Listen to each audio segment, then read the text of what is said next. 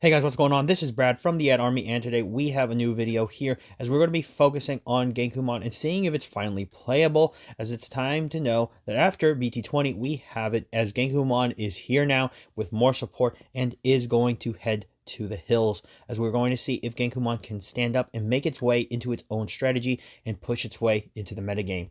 But before that, we have one little request of you, and as always, we ask that you help accelerate the sub counts, as we are breaking our limits by surpassing the summits and climbing even higher with your help. So it always is great when you decide to join the Ad Army. But besides the shameless plugs, let's jump into it, as today we're going to be covering Gankoomon, as all the other Royal Knights have roughly had enough support or are desperately needing support in a few of the other branches. It is time to talk about one that I think has always kind of been just, he's there, but not really like a part of most, that being Gankoomon. As when we look at Gankumon's past iterations, it's kind of interesting because obviously Gankoomon has its lore tied into Jesmon. It's funny that you get to see this dynamic between the Gankoomon strategy kind of shaping into what it should be, but it's kind of more designed to be mixed together, being almost a side branch of the Jesmon deck, but ultimately with its last wave of support has kind of just been tied together with Jesmon. So we are going to be talking about playability of its own and seeing if it can stand up. As when we review the BT20 Gankoomon, the interesting thing here is that its effects tie in very much so with the Jesmon line, but there is some lore opinions that I have on it to explain why. But the main thing is having this ability to play reduce itself by 4. Having reboot and blocker is always cool, but additionally being able to make one of your other Digimon digivolve is really cool. But also it says one of your Digimon may digivolve, so what this could be, because of what I'm assuming, is that you could also digivolve your Gankoomon into Gankoomon X, because it has to be a level 6 or lower Digimon. So, that's just a cool interaction that I found, which is really unique. But the point is, I like that. That's really cool because it means it has more synergy in its own deck if you had to hard play this thing. So very unique. But like I said, additionally, when we talk about it, we also have the Gankoomon X, this one coming in to support the other part of the strategy, where when digivolving, you digivolve 2 on one of your opponent's Digimon, and then if Gankoomon or X anybody is in this Digimon's Digievolution cards, until the end of your opponent's turn, none of your Digimon are affected by your opponent's Digimon's effects. So basically, having Omni Protection for your board is cool. Additionally, during your opponent's turn, all of your Digimon with Sistermon or Huckmon in their names, or the Royal Knight trait, gain Reboot and Blocker. Adding those abilities to your Sistermons as well as your Huckmon Digimon is going to be very cool, and your Royal Knight Digimon, so it makes Gankoomon X have some applicability in other strategies if you so choose, if you can find a way to make it work. It's just kind of my opinion there. Additionally, for it having the opponent's turn ability for Reboot and Blocker, I just think that's really cool.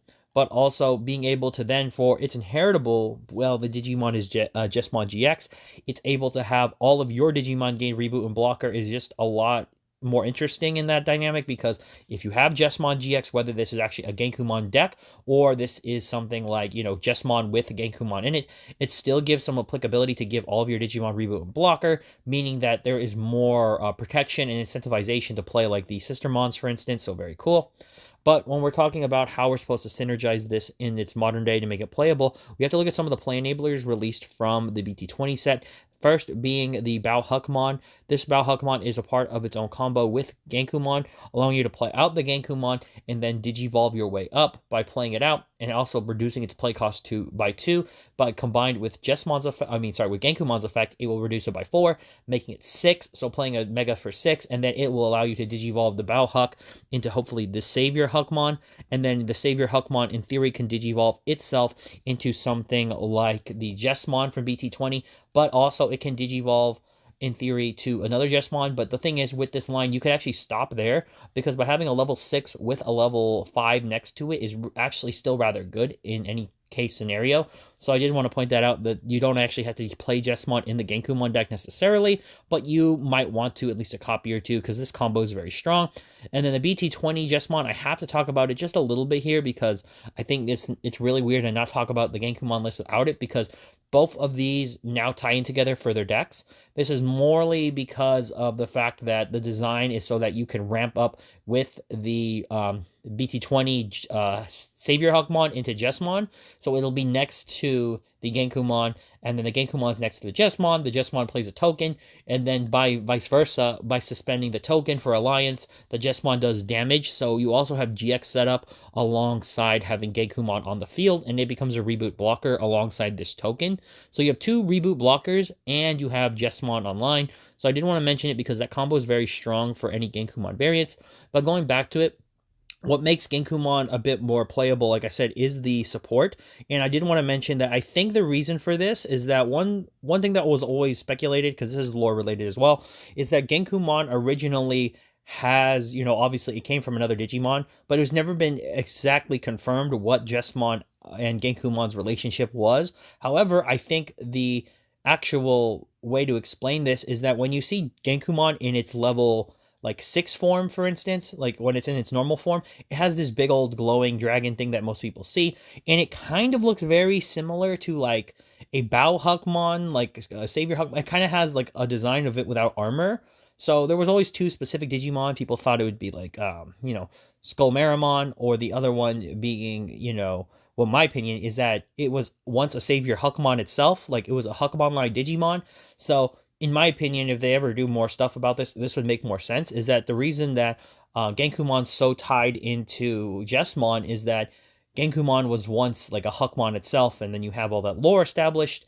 But the point is, it also would be reminiscent in the game, because a lot of time the card game is allowing us to see little bits of like lore knowledge actually added to the deck, as well as like thematics from like the mangas and different animes. So that's kind of why we have the whole Gankoomon working very well in the Jesmon deck to provide this combo, and then the tokens named after each of the Sistermon's actual names. So it's really cool to see that. So the reason I bring this up is, this would make a lot of sense, because then you also make sense of making it a black-red deck, technically, where Gankoomon is what happens when like Savior Hawkmon goes that route and becomes, Gankoomon, and then the red version with Jesmon is kind of like what happens when it goes that route. It's a stretch, but the reason I bring it up for playability is that means all support going forward for Jesmon may just tie into both of these decks. So for playability, what makes this deck very strong is, in conjunction with the support, you're basically running a Jesmon deck with a black top end. Now, it sounds kind of weird, but that's pretty much exactly it. What you combine this deck with is pretty interesting, because you do have a few builds, but the builds are more so linearly the same. So one build is obviously the one focused around the starter deck 12 Gankoomon that lets you play out a Hawkmon or Sistermon Digimon. The reason you wanted to focus on this one is actually for its ability to de-digivolve Digimon when you play something. So it can de-digivolve 1 up to 2 of your opponent's Digimon. That's actually pretty big. But the point is, by doing this, you can actually hit stacks really hard, and then go into something like your various Gankoomon X's. Personally, of the Gankoomon X's, it's really hard to pick one in the matter of which one do you want more, because one gives invincibility and the BT10 one, but I do think the brand new BT20 Gankoomon X is one that I think is the one that steals the show, because you have DIGIVolve 2, you have the ability to also have Reboot Blocker and this ability of just sort of innate protection.